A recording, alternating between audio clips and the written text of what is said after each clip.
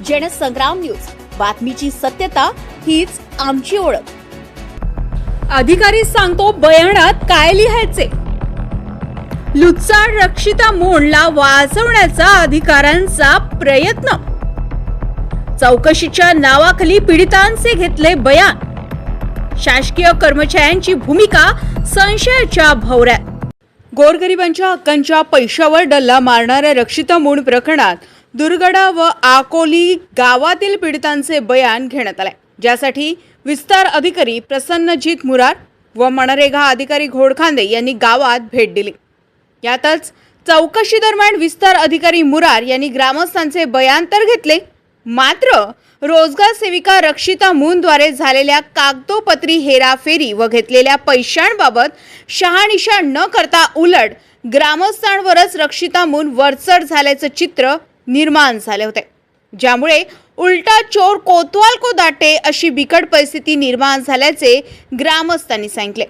सदर परिस्थिती बघता रोजगार सेविका, तत्कालीन ग्रामसेवक, विस्तार अधिकारी व गटविकास अधिकारी असताना शासनाचा निधी कामावर नसणाऱ्या लोकांच्या खिशात जाऊ कसा शकतो? पैशांची हेरफेर होताना अधिकारी झोपले होते का?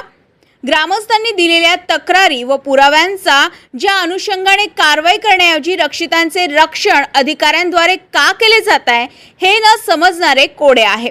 परत केली किंवा कसे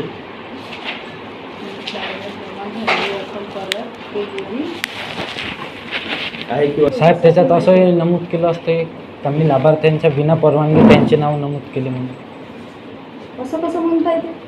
कारण लाभार्थ्यांना ते पासबुक दिलेच नाही, तर त्याच्यामध्ये ते गोष्ट नमूद करता येईल। नाही नमूद करता येईल ना तसं। त्याच्या बयानामध्ये आपण नाही बोलू शकत, त्यांना जे फोटो लिहायचं फोटो लिहू द्या। नाही मग तुम्ही सांगून राहिले ना त्यांना, मुद्दा सुटला नाही पाहिजे। भाषा लिहिता येते साहेब, मला लिहिता येते भाषा, त्या रोजगार सेवक आहे त्याला लिहिता येते भाषा।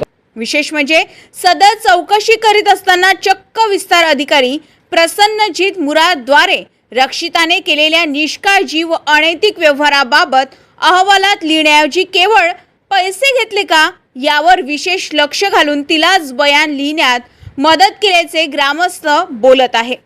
त्यामुळे प्रत्यक्ष पैशाची अनैतिक हेरफेर झाल्याचे शासकीय कागदी पुरावे असताना रक्षिता मोंडचे निलंबन करण्याऐवजी वाचवण्याचे काम का केले जाते?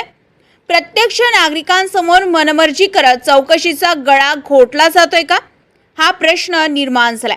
त्यामुळे आता चौकशी अधिकारी असणारे विस्तार अधिकारी प्रसन्नजीत मुरार खुद आरोपीला वाचवत असेल तर प्रशासकीय यंत्रणेवर विश्वास ठेवावा कसा?